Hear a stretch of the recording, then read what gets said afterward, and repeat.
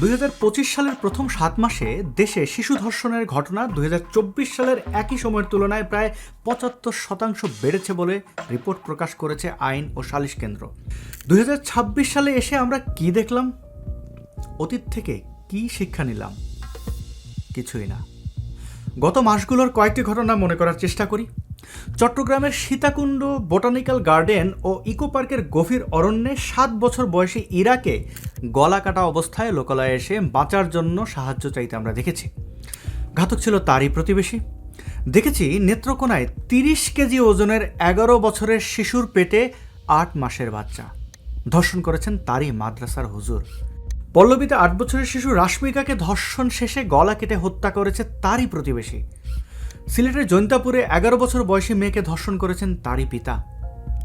এই ঘটনাগুলো আমাদের মনে করাতে বাধ্য করে যে এই দেশে শিশুরা কোনোভাবেই নিরাপদ নয়, তাদের ধর্ষকদের সংখ্যাও কম নয়।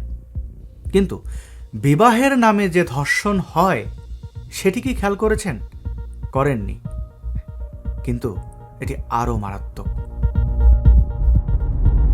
সম্প্রতি জামাতি জঙ্গিদের হাত ধরে দেশের মোল্লারা মাথাচাড়া দিয়ে উঠেছে। দেশকে পেছনের দিক দিয়ে একেবারে মধ্যযুগে নিয়ে যাওয়ার সকল আয়োজন তারা সম্পন্ন করেছে। নারীদেরকে প্রকাশ্যে ভীত সন্ত্রস্ত করে তুলেছে। তারা এই সুযোগে অর্থাৎ জামাত ইউনুস ক্ষমতা এবং বর্তমান বিএনপি অর্থাৎ ডানপন্থীদের হাতে যেহেতু ক্ষমতা, সেই সুযোগে সমাজে তারা আবার বহু বিবাহ ফিরে আনতে চাইছে শিশু বিবাহ। যত প্রকার ধর্মীয় কুপমণ্ডকতা আছে সবই একসাথে তারা নিয়ে আসতে চাইছে।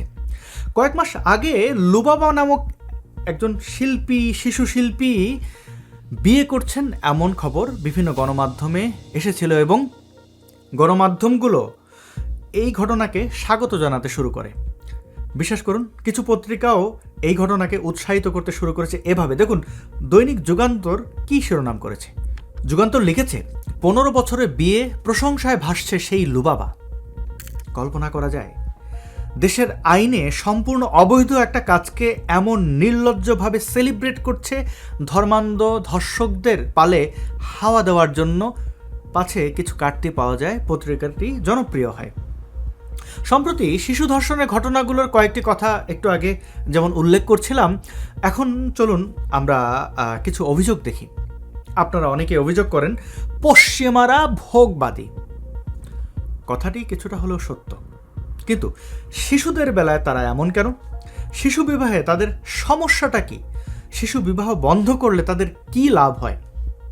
চলুন আগে এই বিষয়টি ক্লিয়ার করি। এটা শুধু পশ্চিমাদের বিষয় নয়, সারা বিশ্বের সকল সভ্য দেশের ব্যাপার। সারা দুনিয়ার মানুষ চায়, অর্থাৎ সুস্থ সভ্য মানুষ চায় তাদের শিশুদের সুরক্ষিত রাখতে। বর্তমানে একটা সভ্য জাতিতে শিশু বিবাহের বৈধতার কথা চিন্তাও করা যায় না। আফগানিস্তানের মতো দুইটি প্রস্তর যুগের সমাজ বাদ দিলে সারা বিশ্বে শিশু বিবাহ নিষিদ্ধ।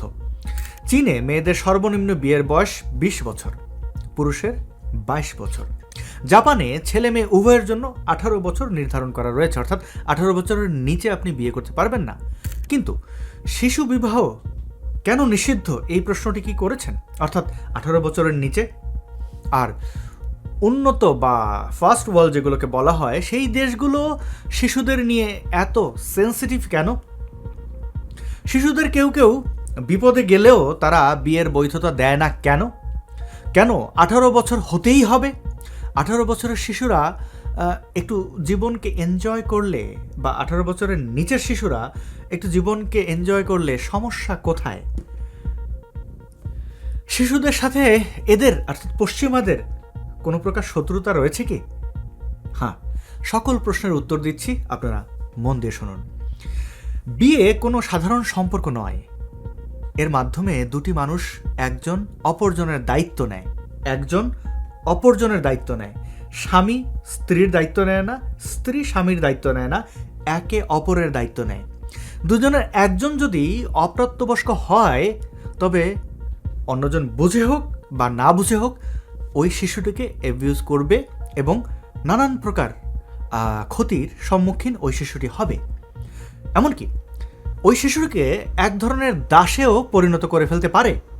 মোল্লা টাইপের কিছু লোক অতীতে শিশু বিবাহের দোহাই দিয়ে, বিশেষ করে পয়গম্বরদের জীবনের উদাহরণ টেনে এই ঘৃণ্য কাজকে, অর্থাৎ অতীতে এটা ঘটেছে তাই এখন এটা করা যাবে, শিশু বিবাহ এই ঘৃণ্য কাজকে বৈধতা দেওয়ার চেষ্টা করে আসছে। বাল্য বলতে আমাদের সমাজে কি বোঝানো হয়? 18 কুম বা 21 কুম। বলো তো, আমরা সহ, রবীন্দ্রনাথ সহ, লিও টলস্টয় সহ, ফ্রয়েড সহ, এই যে যত বিশ্বের যত দার্শনিক, বৈজ্ঞানিক, পণ্ডিত, আইনস্টাইন সহ, তারা তাদের মায়েরা কি 18 পরে বিয়ে করেছে, 18 আগে বিয়ে করেছে? 18 আগে। তো এরা সবাই বাল্য বিবাহের সন্তান। আমাদের থিওরি কি, 18 আগে বিয়ে হলে সন্তান অসুস্থ হয়, তার মানে অসুস্থরাই এইসব হয়েছে। নোবেল প্রাইজ শুধু অসুস্থরা হয়, এখন সুস্থরা কেউ পাচ্ছে না। কথা বুঝেছ? বিশ্বে রবীন্দ্রনাথের মতো সাহিত্যিক আর জন্মাচ্ছে না, লিও টলস্টয়ের মতো সাহিত্যিকও জন্মাচ্ছে না, আইনস্টাইনের মতো বৈজ্ঞানিকও জন্মাচ্ছে না। কথা বুঝতে পেরেছ? তার মানে বোঝা গেল বৈজ্ঞানিক, দার্শনিক, কবি, সাহিত্যিকও তো অসুস্থদের সন্তান হতে হবে, অসুস্থ হইতে হবে। আচ্ছা, এবার বলো, তোমাদের দাদিরা অনেকেরই এখনো বেঁচে আছে, যার বয়স 70, 80, 85, 90, এরা এখনো মোটামুটি ভালো সুস্থ আছে। বিশেষ করে তাদের এনার্জি অনেক বেশি, অর্থাৎ বাড়িতে মেহমান আসে রান্না করার জন্য অস্থির হয়ে যায়, রান্নাঘরে চলে যায়, পাশের বাড়ির লোক আসলে খোঁজ নেয়। আর তোমরা দেখবে তোমাদের প্রজন্মের অনেকেই বিয়ে শাদী করেছে, যারা একটু তোমাদের চেয়ে উঁচু প্রজন্মের, মানে বয়স্ক, দেখবে একটা বা দুটো বাচ্চা, অসুস্থতার শেষ নেই, মাথা ব্যথা, শরীর মোটা হয়ে গেছে, মেদ হয়ে গেছে, বাড়িতে মেহমান তো দূরের কথা, নিজের স্বামীর জন্যই রাঁধতে মন চায় না, আজকে কি না, আমি রাঁধতে পারবো না। তাহলে তারা যে বলে যে 18 আগে বিয়ে হলে মায়ে অসুস্থ হয়, সন্তান অসুস্থ হয়, এটা তারা বিজ্ঞানের কি বলে আমরা জানি না, আমরা খোলা চোখে দেখছি, কথা দুটোই মিথ্যা। ইসলামে বাল্য বিবাহ বলতে কিচ্ছু নাই, বালেক বিবাহ আছে। কি আছে? বাল্য বিবাহ বলতে কোনো কিছু কি আছে? বালেক বিবাহ। বালেক বিবাহ মানে ছেলে বালেক, মেয়ে বালেগা। তার মানে সে মেন্টালি ম্যাচিউরড, ফিজিক্যালি ম্যাচিউরড, তার ম্যাচুরিটি চলে আসছে। আল্লাহ তো বয়স বাধ্যা দেন নাই। ইসলামের হুকুম বালেগ হয়েছে, বিয়ে চলবে যদি ছেলে মেয়ে রাজি হয়। ওইটাকে আপনারা হারাম করছেন। অপরদিকে আপনারা গণতান্ত্রিক, আপনাদের ডেমোক্রেসি আছে, আপনাদের লিবার্টি, স্বাধীনতা আছে, আপনাদের বাক স্বাধীনতা আছে, মুক্ত চিন্তা আছে। আয়েশা সিদ্দিকা রাদিয়াল্লাহু তাআলা আনহাকে কোন রেওয়ায়েতে আছে আল্লাহর নবী 6 বছর বয়সে, মুসলিম শরীফের একটা রেওয়ায়েতে এবং মিশকাতের কয়েকটা রেওয়ায়েতে দেখেছি যে 7 বছর বয়স। রসুলের 52 বছর বয়স, আয়েশার বয়স 7 বছর। এই 7 বছরের মেয়েকে আল্লাহ রসুল বিবাহ করেছেন। আমাদের দেশে দেখা যাচ্ছে নাতিশীতোষ্ণ অবস্থা, এই জন্য আমাদের দেশের মেয়েরা 12, 14, 15 বছরের মধ্যেই বালেগা হয়ে যায়। অধিকাংশই 99, 15 একসাথে হয় না। আমরা তো সভ্য হচ্ছি, তাই না? একসময় বর্বর ছিল বলে আমরা সেই বর্বরতার যুগে কেন পড়ে থাকব? সতীদাহ হয়ে ফিরে যেতে চাইলে আপনি কি সেটি অ্যালাউ করবেন? কোথাকার কোন ভণ্ড 6 বছরের শিশুকে বিয়ে করেছে বলে সেটিকে এই যুগে এসে জাস্টিফাই করতে হবে কেন? সামান্য মানবতা, কমন সেন্সও কেন কাজ করছে না?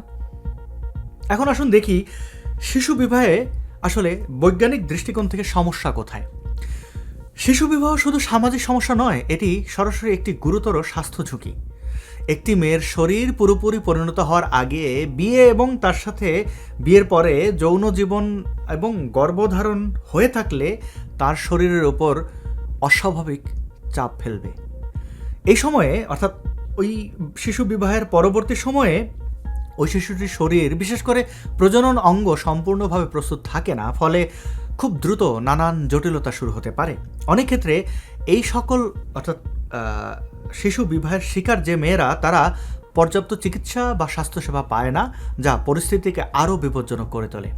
একটি গুরুত্বপূর্ণ বিষয় হলো, শরীর কখন যৌনতার জন্য প্রস্তুত হয় তা শুধু বয়স দিয়ে বোঝা যায় না। বয়ঃসন্ধি শুরু হয় সাধারণত 8 থেকে 13 বছর বয়সের মেয়েদের এবং 9 থেকে 14 বছরের বয়সের ছেলেদের। এই সময়ে শরীরের পরিবর্তন শুরু হয় এবং ধীরে ধীরে প্রজনন ক্ষমতা তৈরি হয়। কিন্তু বিশ্ব স্বাস্থ্য সংস্থা এবং ইউনিসেফের মতে এই পরিবর্তন মানেই কেউ যৌন জীবনের জন্য প্রস্তুত হয়ে গেছে, এমনটি নয়। প্রজনন ক্ষমতা শুরু হওয়া আর নিরাপদ ও পরিণত যৌন জীবনের জন্য প্রস্তুত হওয়া এক জিনিস নয়। জসীমউদ্দিনের কবর কবিতায় বৃদ্ধ তার শিশু স্ত্রীসহ বিভিন্ন স্বজন হারানোর তীব্র বেদনাকে তুলে ধরেছেন। কেন উজানতলি গ্রাম থেকে বিয়ে করে তার শিশু স্ত্রীকে নিয়ে আসার পর মারা গেলেন, বাচ্চা জন্ম দিতে গিয়ে নাকি সংসারের চাপে নাকি অপুষ্টিতে ভুগে, তা আমরা জানি না। কিন্তু বৃদ্ধের ছেলের বউ মারা গিয়েছিল স্বামীর মৃত্যুর শোকে, সম্ভবত আত্মহত্যা করে। সেই বৃদ্ধের নাতনির মৃত্যুকে নিয়ে যে বিবরণ আছে তার 4টি লাইন আপনাদের মনে করাই। এখানে তোর বুজির কবর, পরীর মতন মেয়ে, বিয়ে দিয়েছেন কাজীদের বাড়ি, বনিয়াদি ঘর পেয়ে। এত আদরের বুজিরে তাহারা ভালোবাসে তো না মোটে, হাতেতে যদিও না মারিত তারে, শত যে মারিত ঠোঁটে। পরে তার করুণ মৃত্যু হয়। একটা সংসারে বিভিন্নমুখী চাপ থাকে, সেটা নেওয়ার মানসিক সক্ষমতা অপ্রাপ্ত বয়স্কদের থাকে না। যারা শিশু বিয়ের পক্ষে কথা বলেন তাদের উচিত এই কবিতাটি আরেকবার পড়া, বারবার পড়া এবং বোঝার চেষ্টা করা। এবার পরের প্রসঙ্গে আসি। শারীরিকভাবে দেখলে 18 বছরের আগে শরীর বিকাশমান থাকে। 18 বছরের আগে শরীর বিকাশমান থাকে, অর্থাৎ প্রস্তুতির পর্বে থাকে। বিশেষ করে মেয়েদের ক্ষেত্রে পেলসিভ বা শ্রেণীচক্র পুরোপুরি তৈরি হতে সময় লাগে, যা নিরাপদ গর্ভধারণ ও প্রসবের জন্য খুবই গুরুত্বপূর্ণ। তাই কম বয়সে গর্ভধারণ জটিলতার ঝুঁকি অনেক বেশি থাকে।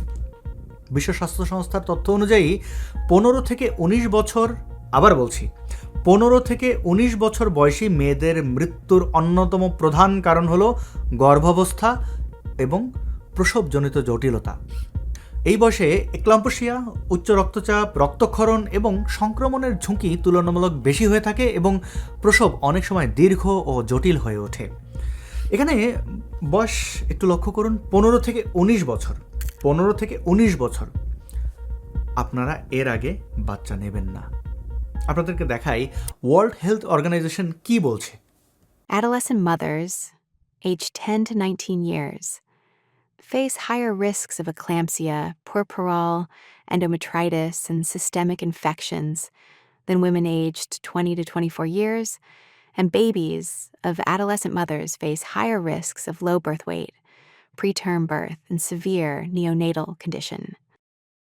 এই ভিডিওর ডেসক্রিপশনে 5টি লিঙ্ক দিলাম, আপনারা বিস্তারিত নিজ দায়িত্বে পড়ে নিতে পারেন। এখানে আমি সুনির্দিষ্ট কিছু বিষয় উল্লেখ করছি।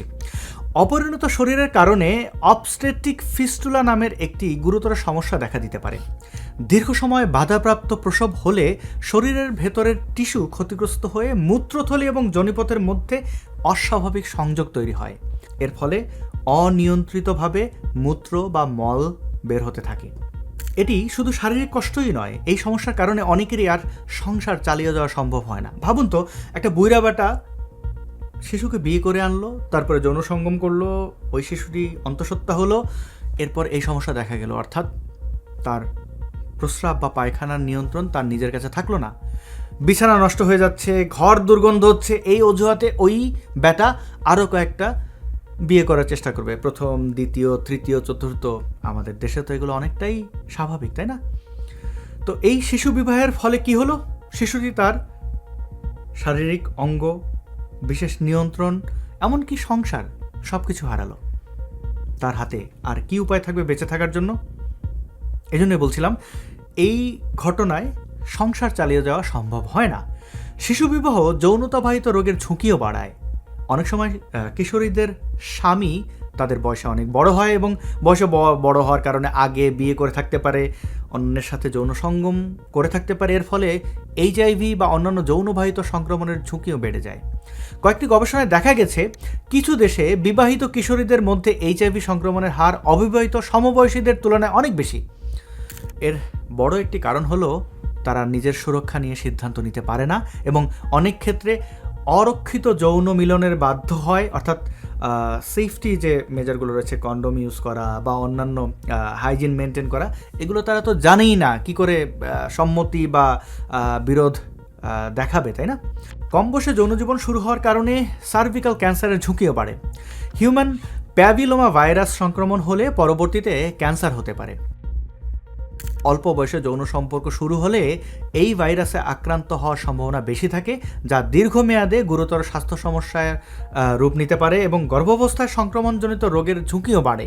বিশেষ করে ম্যালেরিয়া প্রবণ এলাকায় কিশোরী গর্ভবতী মেয়েদের মধ্যে ম্যালেরিয়ার প্রভাব বেশি এবং অনেক ক্ষেত্রে তীব্র হতে পারে, যার ফলে রক্ত স্বল্পতা, শ্বাসকষ্ট বা রক্তে শর্করার মাত্রা কমে যাওয়ার মতো জটিলতা দেখা দিতে পারে। এগুলো মা ও ভ্রূণ উভয়ের ক্ষেত্রেই বিপজ্জনক। অর্থাৎ শুধু মাই আক্রান্ত নয়, যেই ব্যক্তি এরকম শিশু বিবাহ করে সন্তান নেওয়া বা বংশ বড় করার চিন্তা করছেন, তার বংশ কিন্তু আর বড় হয় না, বরং বংশের বাতি নিভে যায়। এটা শুধু মায়েরই নয়, শিশুর জন্য অনেক বেশি ঝুঁকি থাকে, তাই না? কারণ এই রোগ নিয়ে যদি শিশুটি কোনোভাবে বেঁচেও যায়, তাহলে পরবর্তীতে তার মৃত্যু হওয়ার সম্ভাবনা অনেক বেড়ে যায়। 18 বছরের কম বয়সী মায়েদের সন্তানদের মধ্যে অকাল জন্ম, কম ওজন এবং মৃত্যুর হার বেশি দেখা যায়। অনেক ক্ষেত্রে এইসব শিশুর বৃদ্ধি স্বাভাবিক হয় না, যাকে স্টান্টিং বলা হয়। এর ফলে তাদের শারীরিক ও মানসিক বিকাশ বাধাগ্রস্ত হয়, যা ভবিষ্যতে দীর্ঘমেয়াদী প্রভাব ফেলে। মানসিক দিক থেকেও প্রস্তুতি খুবই গুরুত্বপূর্ণ। কিশোর বয়সে মস্তিষ্কের যে অংশ সিদ্ধান্ত নেওয়া, ঝুঁকি বোঝা এবং দীর্ঘমেয়াদী ফলাফল বিবেচনা করে, তা তখন পুরোপুরি পরিণত হয় না। এই কারণে অনেক সময় তারা চাপ, ভয় বা আবেগের মাধ্যমে সিদ্ধান্ত নেয়। সুস্থ ও নিরাপদ যৌন জীবনের জন্য প্রয়োজন সচেতনতা, নিজের অধিকার বোঝা এবং সম্পর্কের মধ্যে সমতা, যা সাধারণত প্রাপ্তবয়স্ক হওয়ার পরেই ভালোভাবে গড়ে ওঠে। দুঃখজনক হলেও সত্য, আমাদের বাংলাদেশে শিশুদেরকে যৌন শিক্ষা দেওয়া হয় না। যৌন শিক্ষা মানে কিভাবে সেক্স করতে হবে সেই শিক্ষা নয়, কোথাও এটি শেখানো হয় না।